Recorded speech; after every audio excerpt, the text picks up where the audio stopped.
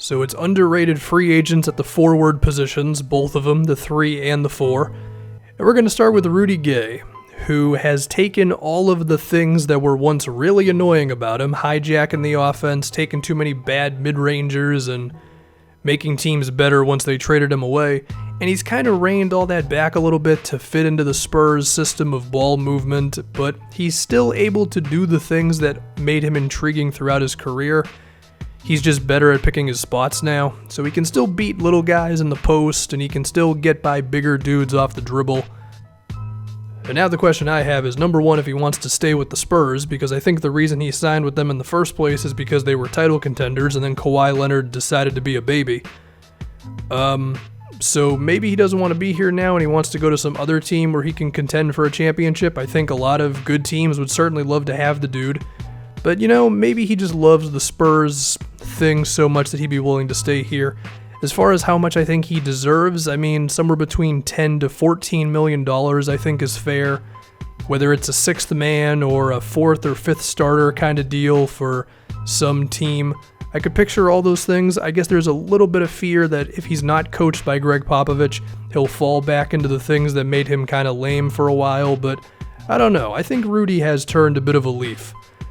Next up, we go to Taj Gibson, who remains one of the toughest, most physical, and consistent big guys in the league. Now, there is an argument to be made that he should be more of a center at this point rather than a power forward, but we're going to put him in the forwards video anyway.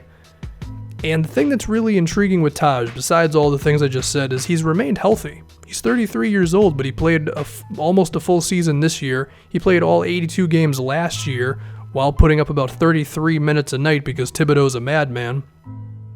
So there's a chance that Taj could age pretty gracefully here. And I think there's a lot of teams that would love to have him, and there's a chance that T-Wolves would be willing to let him go because I could picture a bit of a youth movement coming on with this team, and also Andrew Wiggins is kind of killing their cap sheet, so they have to be really selective with who they give contracts to.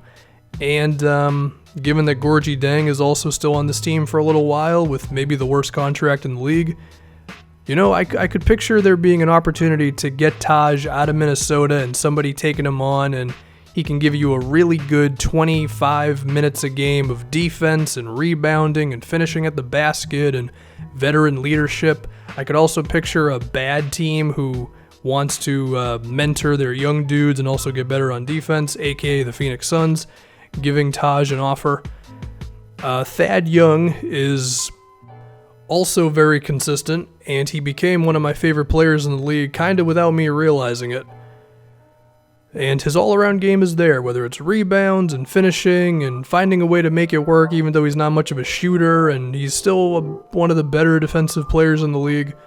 The question with Thad, though, is he still going to be on the Pacers? Because Indiana's got a lot of cap space.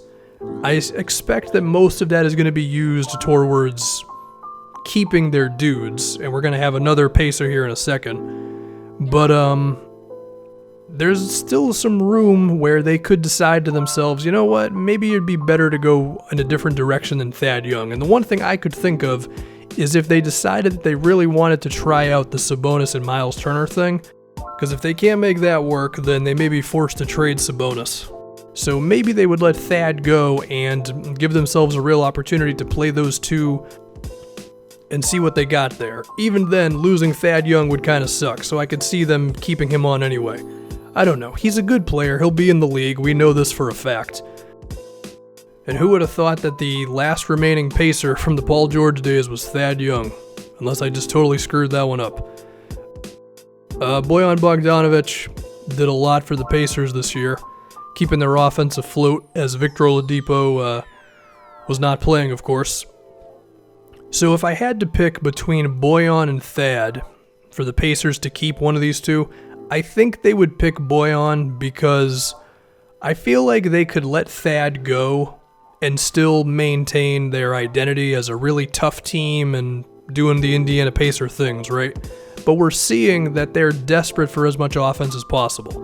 And if you can have Bojan do his thing that he did for about 2 months this year where he was putting up over 20 a game, and you can have Victor Oladipo, that could be a bit of a 1-2 offensive punch. Now, with that being said, maybe some other team really likes the idea of Bojan being a scorer and they would offer him too much for the Pacers to be comfortable matching. Maybe they would pick Thad Young over Bojan Bogdanovic. These guys were also in trade rumors for Mike Conley, so I could picture a million different things happening with them this offseason, and you have to assume whatever does occur for them will affect Bojan and whether he's on this team or not. So that's why I think it's worth still talking about the guy. When you can put up points in the NBA, you got a lot of value. So if somebody gives him a generous offer, I guess I wouldn't be too shocked about it. Our last guy is Kelly Oubre, who kind of came alive for the Suns. A lot more points, more aggressive, a lot more confidence. Probably helps that he's not on the Wizards anymore, because we all know that team was a mess. The team, the front office, everything that bled down into the players. The thing with the Suns, though, is they have a lot of forwards between, a bunch of dudes that I don't remember off the top of my head, but one of them's TJ Warren. He's pretty good. And there's a chance they're going to end up with Zion Williamson in the draft. And if that happens, it's tough to picture that Kelly Oubre remains on this team moving forward. So if that's the case, hey, listen, he's had good minutes throughout his career. I mean, when he was playing small ball 4 for the Wizards, there was some really good times there before everything went to crap. He's playing well for the Suns in the last 20-ish games or whatever this season. So somebody could pick him up, and maybe you could finally see the athletic 3-and-D player that Kelly Oubre has occasionally been. So we'll see what happens with him.